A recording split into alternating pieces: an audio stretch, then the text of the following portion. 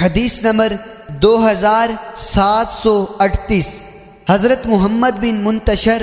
رضی اللہ تعالی عنہ فرماتے ہیں، میں نے حضرت عبداللہ بن عمر رضی اللہ تعالی عنہما سے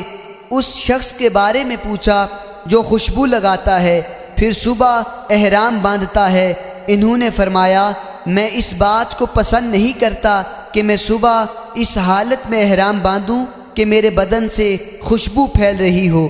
مجھے اس عمل کے مقابلے میں تارکول ملنا زیادہ پسند ہے۔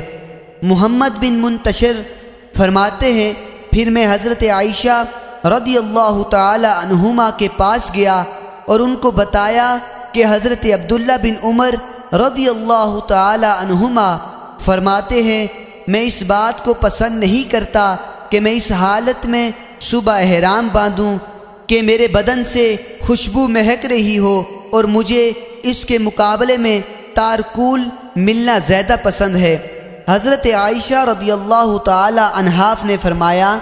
میں رسول اکرم صلی اللہ علیہ وسلم کے احرام کے وقت آپ کو خوشبو لگاتی تھی، پھر آپ اپنی ازواج مطہرات کے پاس تشریف لے جاتے اور پھر صبح احرام باندھتے تھے۔